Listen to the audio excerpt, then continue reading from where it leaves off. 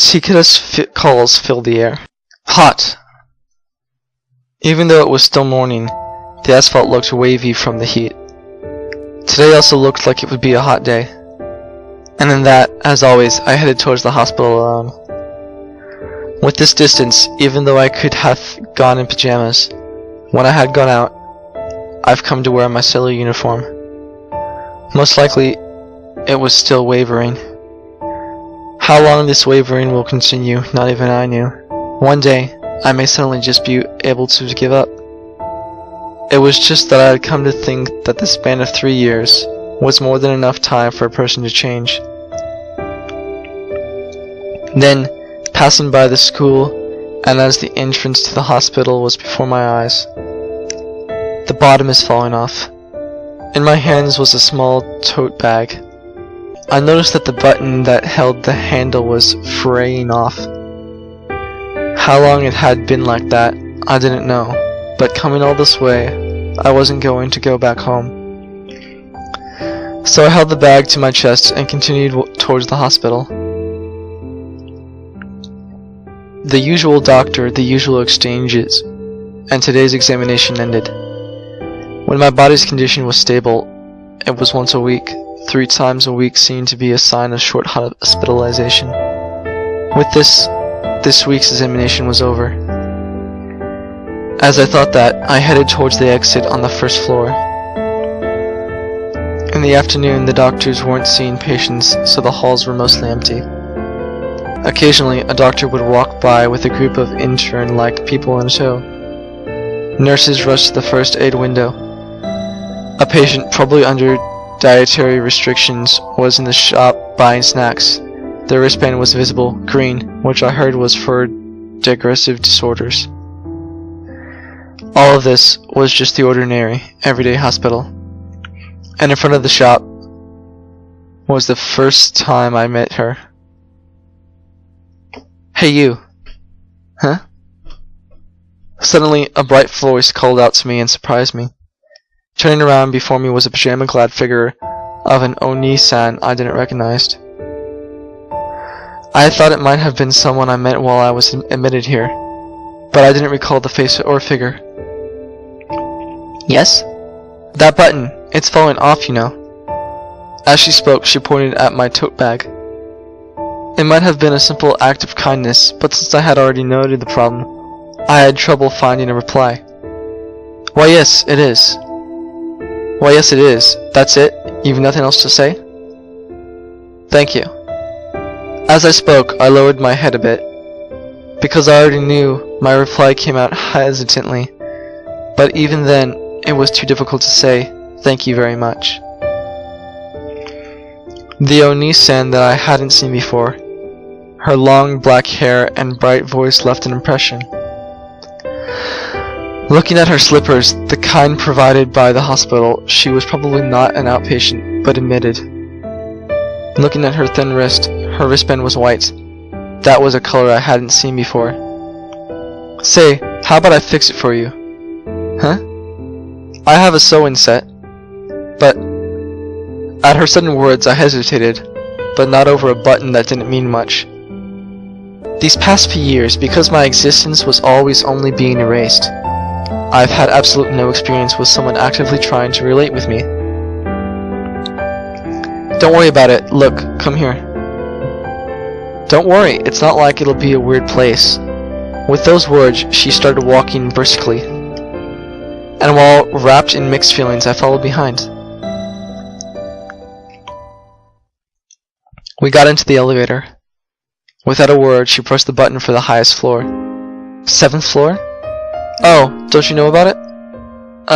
Not much. The 7th floor is the place they call the hospice. I wasn't too familiar with it, and of course, I've never been there. For one thing, I heard that people not involved with it were barred from entering. It probably meant that if this Oni-san here were headed to the 7th floor, she was a person from there. Soon the elevator reached its stop, and right in front of the door was the nurse's station. And when the doors opened, altogether, the gazes of nurses turned towards us. Ah, this is someone I know. With that one sentence, They once again went back to their work. No one looked towards us anymore. It was just my first time here, but without putting my finger on it, I thought the atmosphere was especially heavy.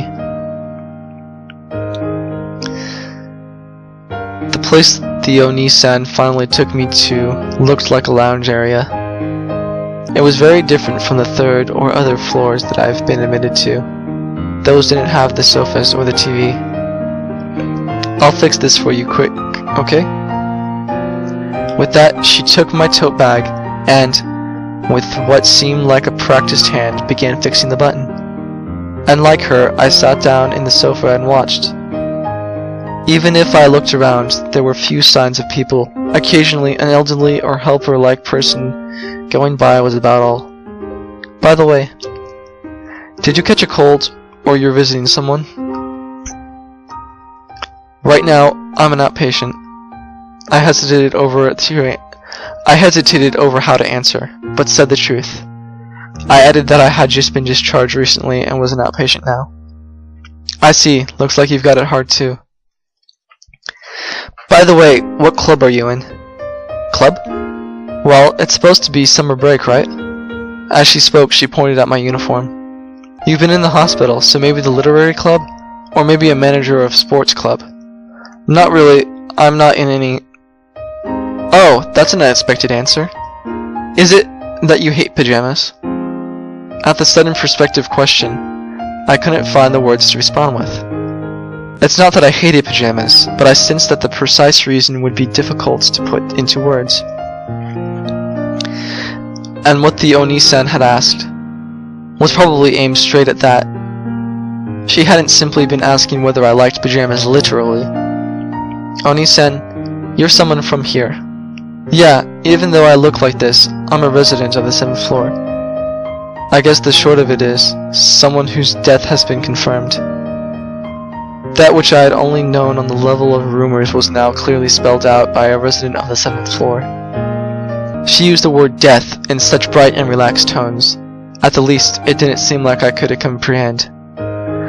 This person, what on earth could her thoughts be? Hey, if it's alright with you, come again to play. Me?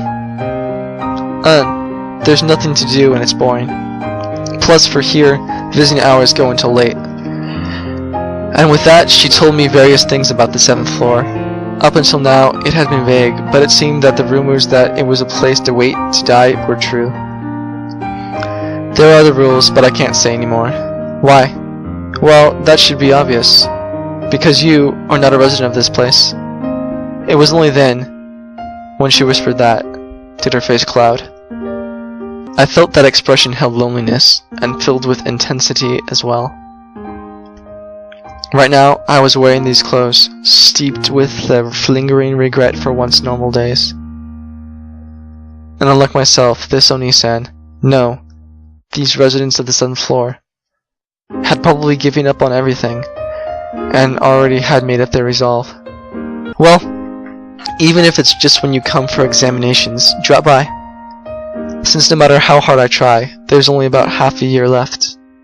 She said that, and by way of farewell, she once more turned her cherry face towards me. Long black hair, white wristband, and a bright, relaxed way of talking were my impressions. Still, neither of us knew the other's name. My 15th semester. This was our first meeting. Hot. A few days later, again I visited the hospital.